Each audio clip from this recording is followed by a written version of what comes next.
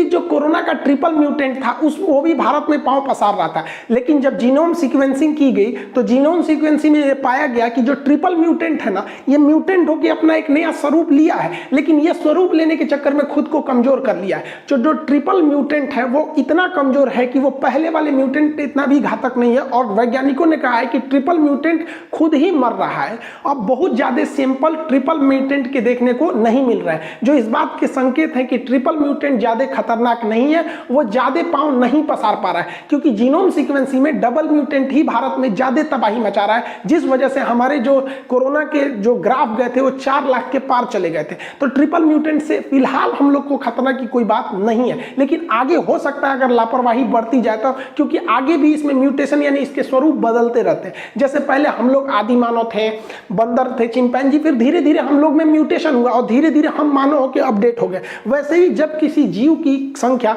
करोड़ों करोड़ों होती है तो उसमें एक दो तीन चीजें हल्की चेंज हो जाती है, इसी को कहते हैं म्यूटेशन। जैसे आप अपना ही साइन करते हैं, आप 100 बार साइन कीजिएगा तो जो पहला साइन है और जो 100 नंबर पे साइन किया उसमें चेंजिंग आ जाएगी, तो पहले की तुलना में जो 100 बार साइन किया उसमें हल्का सा म्यूटेट हो जाएगा, तो उसी को कहेंगे म्यूटेशन हो गया। आप अपना ही सिग्नेचर आप क्या कीजिए 1000 बार मारिए, देखिए उसमें कई जगह आपको म्यूटेशन यानी चेंजिंग दिखेगी। तो किसी भी चीज में बहुत जल्दी जल्दी अगर एप्लीकेशन होता है तो उसमें म्यूटेशन और ज्यादा देखा जाता है। म्यूटेशन एक नॉर्मल चीज है, हमारे शरीर में भी म्यूटेशन होते रहता है, नॉर्मल चीज है यहाँ पे।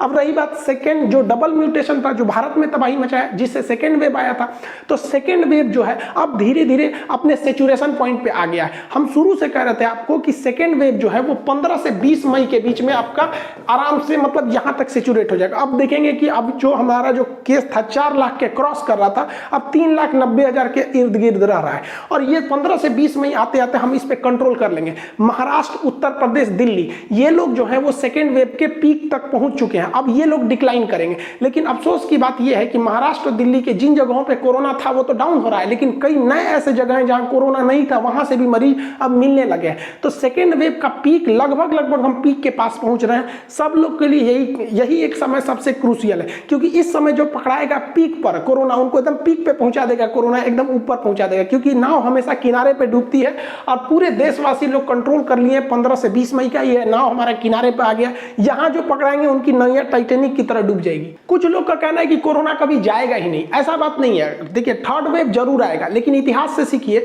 कि किसी भी बीमारी का, चाहे वो स्पेनिश फ्लू हो, सबसे खतरनाक होता है सेकेंड वेव, उसके बाद फर्स्ट वेव। तो हम लोग फर्स्ट वेव झेल चुके हैं, सेकेंड वेव झेल रहे हैं, थर्ड वेव खतरनाक नहीं होता है। अब भारत में भी कोरोना का थर्ड वेव उतना खतरनाक नहीं होगा, जो अक्टूबर या सितंबर के महीने में आएगा। हम लोग सितंबर से अक्टूबर के राउंड द फिगर हम लोग थर्ड वेव को देखेंगे, लेकिन उस वक्त तक हम थर्ड वेव पर काबू पा चुके रहेंगे, क्योंकि जब तक थर्ड वेव आएगा हमारी कुल जनसंख्या का 15% लगभग जनसंख्या डायरेक्टली या इनडायरेक्टली कोरोना से जंग जीत चुकी रहेगी। हम बहुत से ऐसे लोग हैं जो कोरोना हुआ ठीक भी हो गया, उन्हें पता भी नहीं चला। तो 15% तो ऐसे लोग हैं जो कोरोना से लड़ चुके रहेंगे, और 15% जो बच्चे हैं किसी भी वैक्सीन की जरूरत नहीं है। और अक्टूबर का महीना आते आते हम लोग अपने लगभग 40% जनसंख्या को वैक्सीनेट कर चुके रहेंगे। तो इस हिसाब से अगर हम देखते हैं तो उस समय तक हमारी 70% जो आबादी रहेगी अक्टूबर के महीने में, वो कोरोना से सेफ हो चुकी रहेगी। उन्हें डेथ थ्रेट नहीं रहेगा कि वो मर जाएंगे। केवल 30% ही लोग हैं जिन पर खतरा मंडराएगा।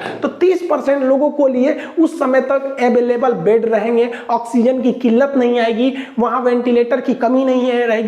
उस समय तक वीराफीन दवा शायद सक्सेस हो जाए या नेजल एक्सप्रेस सक्सेस हो जाए। उस समय तक डेक्सामेथासोन जैसी दवाइयां हो गई या रेमडेसिविर हो गए, जो इस तरह की कालाबाजारी है जब हमको पूरी जनसंख्या को देना है तब ना घट जा रहा है। उस समय तक बस 30% ही रहेंगे, और गवर्नमेंट वैक्सीनेशन तेज करेगी तो ये भी संख्या बहुत घट जाएगा। तो थर्ड वेव से किसी को घबराने की जरूरत नहीं है। अभी हमारी 70% जनसंख्या जो है वो इस कोरोना के डर में है, लेकिन थर्ड वेव में केवल 30% लोग रहेंगे, और उस समय तक भी हम लोग पूरी तरह से कोरोना से बहुत जागरूक हो चुके रहेंगे। देखिए कोरोना जो है ये एक कई खानदानी, मतलब इन सब का एक बहुत बड़ा खानदान है, एक दो तो नहीं है। ये मतलब कोरोना एक फैमिली है, इसके अलग अलग टाइप पाए जाते हैं, जिसमें से एक टाइप है हम लोग का SARS-CoV-2, ये एक टाइप है। बाकी इन सब का बहुत बड़ा खानदान है, इस ससुरे से बहुत बड़ा बीमारी पैदा करता है। इसलिए दुनिया के वैज्ञानिकों ने एक यूनिवर्सल वैक्सीन बनाने पर एकमत हुए हैं जो इनके पूरे खानदान पर हमला कर सके, ऐसा एंटीबॉडी डेवलप कर सके जो कोरोना के खानदान का कोई भी हो, चाहे वो सार्स हो, चाहे वो मर्स हो, या कोरोना की फैमिली का कोई भी उसे मार सके। उसी के लिए यूनिवर्सल वैक्सीन प्रोग्राम चलाया जा रहा है, और जब ये आएगा तो हम लोग एक बहुत बड़े बीमारियों के ग्रुप से निजात पा जाएंगे।